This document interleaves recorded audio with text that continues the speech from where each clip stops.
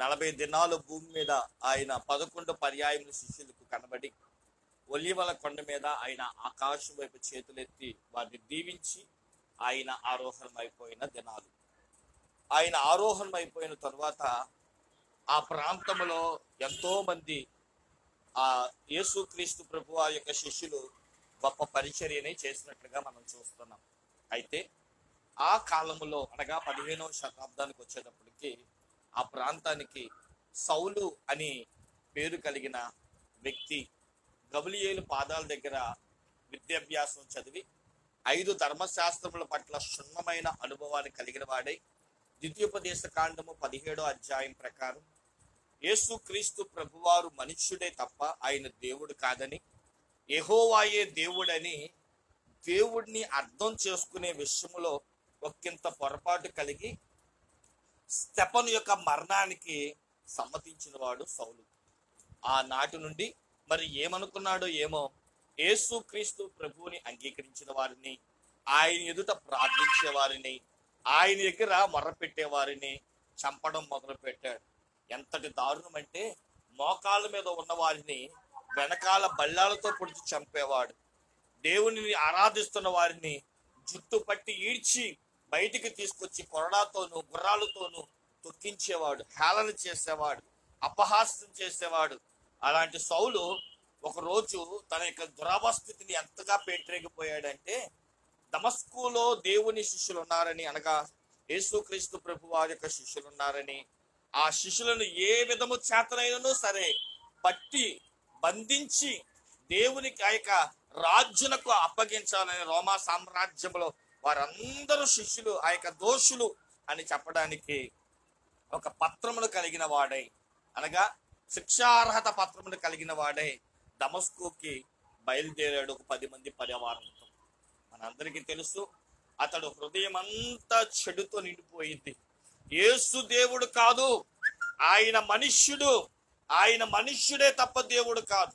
ఇదే మాట మనము గమనించిన వారమైతే ఖురాన్లో కూడా బైబిల్ ఏమని తెలియజేస్తుంటే, వారు ఖురాన్లో ఏం చెప్తున్నారు అంటే, యేసుక్రీస్తు ప్రభు వారు ఒక ప్రవక్త, ఆయన చనిపోయాడే తప్ప తిరిగి లేవలేదు అని చెప్పి ఆ యొక్క సూర్య మరియం 19వ అధ్యాయం 18వ వచనం ప్రకారం మరి ఖురాన్లో వారు కూడా యేసుక్రీస్తు ప్రభు వారు ప్రవక్తే తప్ప ఆయన దేవుడు కాదు అని కూడా వారు కూడా ఇదే చట్ట ప్రకారంగా వారు కూడా కొనసాగిస్తూ వచ్చారు. అయితే ఆలోచన చేయండి ప్రియులారా, యేసుక్రీస్తు ప్రభు వారి యొక్క శిష్యులను చంపడానికి దమస్కుకు బయలుదేరిన సౌలుని దర్శించడానికి సాక్షాత్తు దేవుడే దిగి వచ్చాడు. దేవుడి నామానికే మహిమ కలుగును గాక. ఆయన దర్శనము ద్వారా తదుపరి స్వప్నం ఆ యొక్క స్వరము ద్వారా ఆయన సౌలుకు దర్శనం అనేది కలిగినట్లుగా చూస్తున్నాం. అపోస్తుల కార్య గ్రంథము 9వ అధ్యాయము 5వ వచనాన్ని ఈరోజు మూలవాక్యంగా చదువుకుంటే, సౌలును చూచిన సాక్షాత్తు దేవాతి దేవుడు చెబుతున్న మాట, ప్రభువా నీవెవడవు అని అడగగా ఆయన, నేను నీవు హింసించుచున్న యేసును. చాలండి, ఈరోజు మన అంశం ఏంటో తెలుసా? యేసుక్రీస్తు ప్రభు వారు సౌలును ఆ యొక్క సంధించి చెప్పిన మాట ఏంటయ్యా అంటే, నీవు ఎవడివి అని అడుగుతున్న సౌలుతో, నీవు హింసించుచున్న యేసును అన్నారు. ఇప్పుడు నేను మిమ్మల్ని బాగా ప్రశ్న వేస్తాను, మీరు మరి ఎంత నాలెడ్జ్ కలిగిన వారు అయి ఉన్నారో నాకు తెలియదు కానీ, ఇప్పుడు సౌలు ఎవరిని హింసిస్తున్నాడు? మళ్ళీ అడుగుతున్నాను, యేసుని హింసిస్తున్నాడా? యేసు యొక్క నమ్ముకున్న సంఘాన్ని హింసిస్తున్నాడా? అదెలాగా? ఆలోచన చేయండి ప్రియులారా. ఇక్కడ మనం గమనించిన వారమైతే ఈరోజు నేను ఆ అంశమే చెప్పాలనుకుంటున్నాను. ఇక్కడ ప్రభు నన్ను హింసిస్తామంటున్నాడేంటి? హింసించేది సంఘాన్ని, హింసించేది దేవుడిని ప్రార్థించే వారిని, హింసించేది దేవుడిని మొరపెట్టేవారిని. కానీ నన్ను హింసిస్తున్నాను, నువ్వు నన్ను బాధ పెడుతున్నావు, నువ్వు నన్ను ఇబ్బంది పెడుతున్నావు అని చెప్పడంలో దేవుని ఆంతర్యం ఏంటో ఈరోజు మనము తెలుసుకోవాల్సిన వారమై ఉన్నాం. ఆయన ఆంతర్యాన్ని జరిగితే సార్వత్రిక సంఘం యొక్క సిద్ధపాటు కనబడుతుంది, సార్వత్రిక సంఘం యొక్క దిద్దుబాటు కనబడుతుంది, సార్వత్రిక సంఘం యొక్క ఎత్తబాటు కనబడుతుంది. దేవునికి మహిమ కలుగును గాక. ఇది ఏ కాలం చెప్పండి? ఇప్పుడు ఇంతకే శీతాకాలమా? మీరు ఎలాంటి మంచోళ్ళంటే దైవజనులు నవంబర్ కాలాన్ని దిద్దుబాటు కాలం అని పిలిచారు. ఓకే, దిద్దుబాటు కాలం. ఏ కాలం చెప్పండి మనకి? ఇది దిద్దుబాటు. మనం అందుకని బైబిల్ ఏం చెప్తుందంటే, కీర్తన గ్రంథము 50వ అధ్యాయము 17వ వచనం ప్రకారం మనం ఏమనకూడదో తెలుసా? దిద్దుబాటు నాకు అసహ్యము అని అనకూడదంట. ఏమనకూడదు? దేవుడు అడుగుతున్నాడు, ఎప్పుడు చూసినా నిన్ను దిద్దుతామంటే నువ్వేమంటున్నావు? అబ్బే నేను ఇలాగే ఉంటాను ప్రభువా అంటున్నావు అంట. కాబట్టి దైవజనులు ప్రతి నెల నవంబర్ మాసమును దైవజనులు ముంగుమూరి దేవదాసయ్య గారు రాకడ కాలము, దిద్దుబాటు కాలము అని అంటారు. రెండవది, నవంబర్ మాసంలో పెట్టడానికి గల రెండో కారణం ఏంటి అంటే, బైబిల్లో ఒక మాట రాయబడింది. మీరు ఎప్పుడైనా చదివారో లేదో ఈ మాట. మత్తయి సువార్త 24వ అధ్యాయములో ఒక చక్కని మాట రాసి ఉంటది. ఏంటో తెలుసా మాట అర్థము? దేవుడంట త్వరగా రాబోతున్నాడంట. అయితే 20వ వచనం చూడండి. అప్పుడు మహాశ్రమ కలుగును కనుక మీరు పారిపోవుట చలికాలమైనందున విశ్రాంతి దినమందైనను సంభవింపకుండవలనని ప్రార్థించుడి. మనం మరి ఏ ప్రార్థన చేస్తున్నామో నాకు తెలియదు, కానీ ఈ దిద్దుబాటు కాలంలోనంట దైవజనులు ముంగుమూరి దేవదాసయ్య గారు చెప్పారు, ఇప్పుడే కనుక శ్రమ వచ్చింది అనుకోండి, శ్రమకాలం వచ్చింది అనుకోండి, రాకడ కాలం వచ్చింది అనుకోండి, మరి పరుగులు తీయడానికి ఇదే కాలం అంట, చలికాలం. ఇప్పుడు మీరు చెప్పొచ్చు శీతాకాలం. కనుక బైబిల్ ఏం చెప్తుందో తెలుసా? ప్రభువా, ఈ చలికాలములో మా భక్తిని తగ్గిపోకుండా నిమిత్తం నీ కొరకు మేము వాడబడాలని ఉంది, కానీ ఈ చలికాలములో నీ రాకడ రాకుండా, శ్రమ పడకుండా కొంచెం మాకు సహాయం చేయండి అని మనం ఏం చేయాలంట?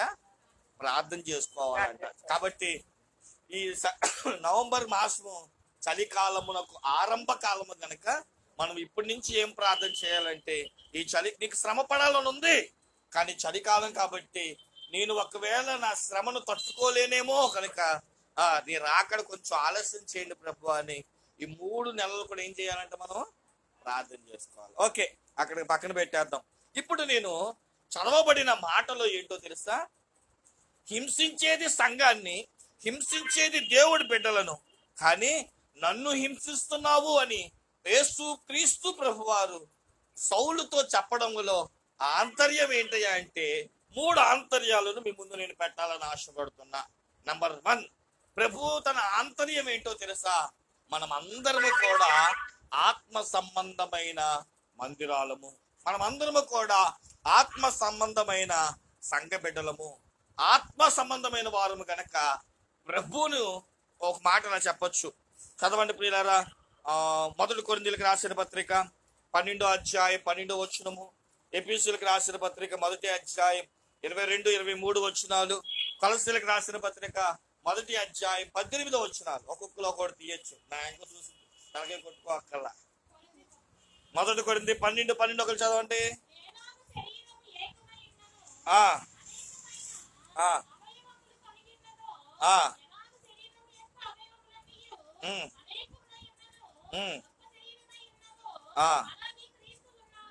అది ఇక్కడ దాని పై వచనాలు కూడా మీరు చదువుకుంటే ఇలా రాయబడుతున్న మాట ఏంటో తెలుసా? నేను శిరస్సై ఉన్నాను. సంఘం ఏమై ఉన్నది? శరీరమై ఉన్నది. సంఘము శరీరము, ప్రభు ఎవరంట? శిరస్సు. కాబట్టి ఒక దేహమై ఉన్నారు. ఇప్పుడు నేను ఒక మాట అడుగుతాను, శరీరానికి ముళ్ళు గుచ్చుకుంది అనుకోండి, మరి తలకి బాధ తెలియదంటారా? దైవజనులు ప్రమీలమ్మ గారు ఎప్పుడే మాట చెప్తూ ఉంటారు. ఒక రోజంట ఒక అబ్బాయికి కళ్ళు మసకొచ్చినాయి అంట. అయిపోయిందా? ఓకే, కళ్ళు మసకొచ్చిందంట. ఈ కళ్ళు మసకొస్తే హాస్పిటల్కి వెళ్ళాడంట. కళ్ళకి ఏం వేశారంటే కళ్ళజోడు వేశారంట. ఈ ముక్కు అందంట, నీకు బాధ వస్తే నేనెందుకు మొయ్యాలి? ఎక్కడ పెట్టుకుంటాం చెప్పండి? కళ్ళజోడు ముక్కు మీద పెట్టుకుంటాక నీకు బాధ వస్తే నేనెందుకు మోయాలి, కాబట్టి నేను మోయను అంటుందంట. సరే మోయిపోతున్నా నేనేం చేస్తాను అని చెప్పి, అసలే కళ్ళు కనబడవు కదా, సరే అని చెప్పి సరిగ్గా వెళ్ళిపోయాడంట. సరిగ్గా వెళ్ళాడంట, ఎదరు గోడ వచ్చింది. ముక్కు ఏమైంది చెప్పండి, దబ్బేలని గుద్దుకునేటప్పటికి ముక్కు చట్నీ అయిపోయింది. ఆలోచన చేయండి ప్రియులారా, ఎప్పుడైతే ముక్కు చట్నీ అయిందో బెడ్ మీద పడ్డాడు. వారం రోజులు రెస్ట్ అన్నారు. శరీరం అంతా కూడా ఏమైపోయిందంటే లేవలేని పరిస్థితికి వచ్చేసింది. ఎదిగి మాట చెప్తున్నానంటే, ఈ రోజుల్లోనే ఒక అవయవము బలహీనత ఏర్పడినప్పుడు, దోమ కుట్టిన అనుకోండి చేయి స్పందిస్తుంది, కన్నీరు వచ్చినప్పుడు చేయి స్పందిస్తూ ఉంటుంది, నొప్పి వచ్చినప్పుడు శరీరం స్పందిస్తూ ఉంటుంది. ఈ శరీరంలో ఉన్న అవయవాలు వేరు, చేతులు వేరు, కాళ్ళు వేరు అయినప్పటికీ అవన్నీ ఒకే శరీరంలో ఉన్నప్పుడు ఎలాగైతే ఒకదానికొకటి స్పందించినట్లు శిరస్సై ఉన్న యేసు క్రీస్తు ప్రభువును కొడితే ఒకటి, శరీరంలో ఉన్న బాగా అంటే తలను కొడితే ఒకటి, కాళ్ళను కొడితే ఒకటేమీ వేరు కాదు, మొత్తము ఒకటే. అందుకని దేవుడు ఏమన్నాడు తెలుసా, ఈరోజు మన జీవితంలో నువ్వు అనుకుంటున్నావు నేను ఒక వ్యక్తిని ఒక మాట అనేస్తున్నాను, ఒక వ్యక్తిని ఒక మాట అనేది నేను ఒక దెబ్బ కొట్టేస్తున్నాను, నాకేంటి అని నువ్వు అనుకుంటే, ఈరోజు నువ్వు గుర్తించాల్సిన ఒక విషయము, దేవుడి బిడ్డను అంటే మనం ఎవరిని అన్నట్టయ్యా అంటే సాక్షాత్తు దేవుణ్ణి అన్నట్టే. కాబట్టి దేవుని బిడ్డల విషయంలో మనము తస్మాత్ జాగ్రత్త జాగ్రత్త జాగ్రత్త జాగ్రత్త అన్నారు దైవజనులు. అందుకని దైవజనులు ఎప్పుడూ ఒక మాట నేర్పుతారు. దావీదంట సౌలును చూసి ఒక మాట అంటూ ఉంటాడు, యెహోవా చేత అభిషేకించబడిన వాడిని నేను ముట్టను అని. నేను ముట్టను, అసలు అతను తాకడానికి కూడా నాకు అధికారం లేదు. ఎందుకంటే అతను తాగితే ఎవరిని తాకినట్టయ్యా అంటే దేవుణ్ణి తాకినట్టే. కనుక సంఘాన్ని కొడితే ఒకటి, యేసును కొడితే మరొకటి కాదు. గనక ఇది ఆత్మ సంబంధమైన ఒక గొప్ప సంబంధమైనట్లుగా మనం చూస్తున్నాం. అందుకని శరీరము వేరు కాదు, శిరస్సు వేరు కాదు. కనుక శరీరము సంఘము, అవయవాలు ఈ యొక్క మిషనరీస్, లేదంటే అవయవాలేమో సంఘాలు అంటే ఆయా సంఘాలకు, చెయ్య సిఎస్ఐ అయితే ఈ చెయ్య సిబిసిఎన్సి, కాలు ఆర్సిఎం అయితే ఇంకో కాలు పెంతుకొస్తూ, గుండెకాయ బైబిల్ మిషన్ అయితే అలాగే కిడ్నీ మరొక మిషన్ అవి వస్తున్నా. అలాగా బైబిల్ మాటలు ఏం చెబుతున్నాయి అంటే అన్ని కూడా ఒకే శరీరంలో దేవుడు పొందుపరిచాడు. అవయవాలు వేరవచ్చు, ఆ కణాలు వేరవచ్చు, లక్షణాలు వేరవచ్చు, కానీ అంత ఒక్క శరీరమే ఉన్నది. గనక యేసు క్రీస్తు ప్రభువారు సౌలుకు చెప్పిన జవాబేంటో తెలుసా? ఆనాడు సౌలుకు చెప్పినట్లు ఈ రోజు సంఘాల్లో దూషిస్తున్న వారితోనూ హింసిస్తున్న వారితోనూ దేవుడు చెబుతున్న మాట, నీ ప్రక్కన కూర్చున్నది ఎవరు అనుకుంటున్నావు? నా పోలికలో ఉన్న బిడ్డ, నా కుమార్తె, నేనే నీ పక్కన కూర్చుంటున్నాను. కనుక సంఘములో ఒక మాట అన్నప్పుడు కొంచెము ఆలోచించి మాట్లాడు. ఎందుకంటే ఆ వ్యక్తి ఎవరో కాదు, నేనే ఉన్నానని దేవుని వాక్యం తెలియజేస్తుంది. కనుక అవయవము శరీరము, అవయవము తల అన్ని ఒకటే. గనక ఆ యొక్క శరీరంలో బలహీనత వచ్చినప్పుడు శరీరం అంతా స్పందించినట్లు సంఘములో ఇబ్బంది వస్తే ఎవరు స్పందిస్తారని బైబిల్ చెప్తుందయ్యా అంటే దేవాతి దేవుడు స్పందిస్తాడనే మాట మనం మొదటిగా మనం చూడవచ్చు. కాబట్టి ఇది ఆత్మ సంబంధమైన బంధం అనేది మనం చూస్తున్నాం ప్రియులారా. ఇక రెండో విషయానికి వచ్చిన వారమైతే కొరింథీయులకు రాసిన 2వ పత్రిక 6వ అధ్యాయము 19వ వచనము, 6:19.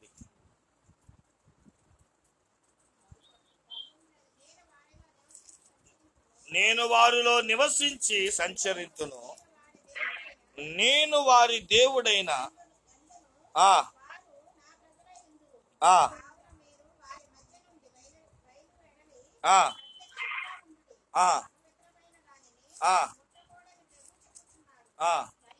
మరియు నేను మిమ్మల్ని చేర్చుకుందును.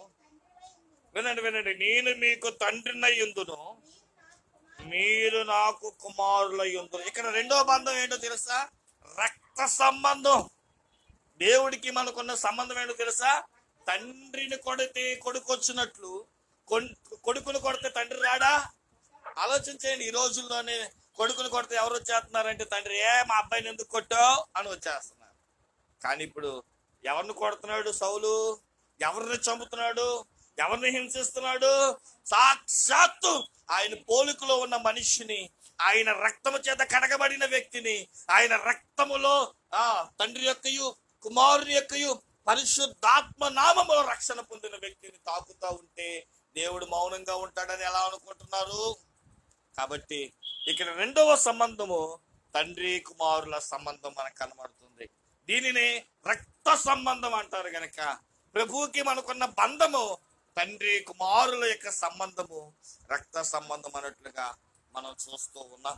అందుకని ప్రియులారా, తండ్రినన్నా కొడుకు వచ్చినట్లు, కొడుకునంటే తండ్రి వచ్చినట్టు స్పందించినట్లు సంఘాన్ని ముట్టుకుంటే ఎవరు వచ్చారయ్యా అంటే యేసు క్రీస్తు ప్రభువారు. నన్ను హింసిస్తున్నావు, నన్ను హింసిస్తున్నావు, నన్ను హింసిస్తున్నావు అని చెప్పి సౌలును దర్శించినట్లుగా మనం చూస్తున్నాం ప్రియులారా. ఇక మూడో ఆంతర్యాన్ని మనం చూసిన వారమైతే జకర్యా గ్రంథము 2వ అధ్యాయము 8వ వచనము ఏమనగా, నిమ్మలను ముట్టినవాడు తన కనుగుడ్డులను ముట్టిన వాడని ఎంచి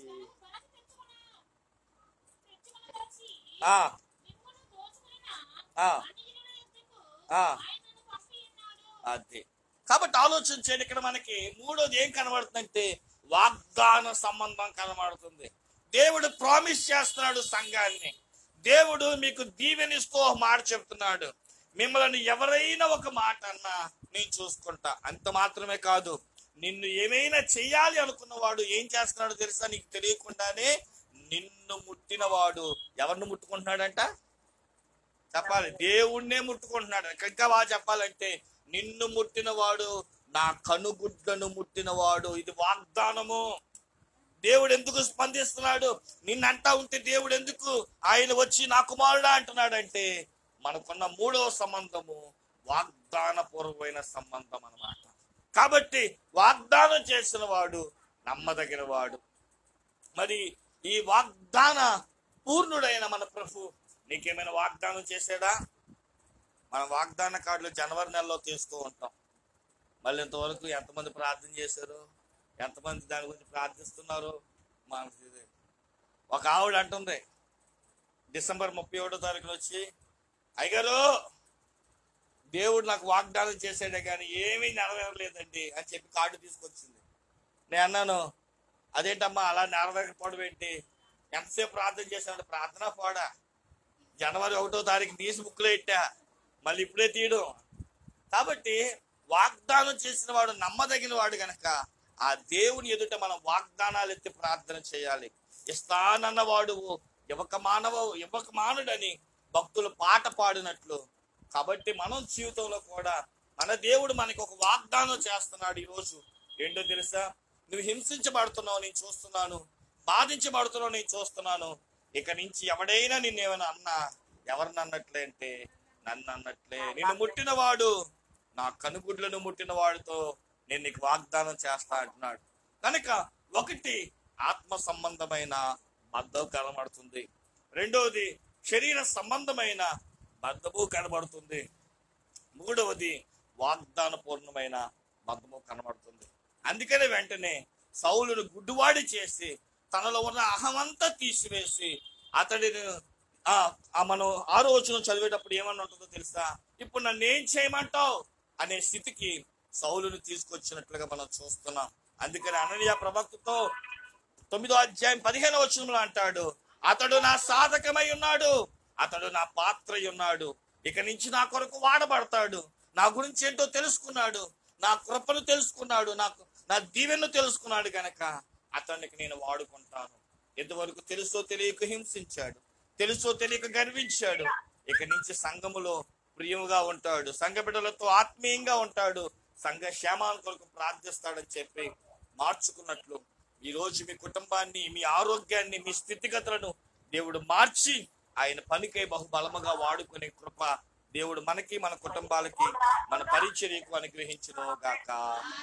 ఆమేన్. తలవంచండి, ప్రార్థన చేసుకుందాం. మహాపరిశుద్ధుడు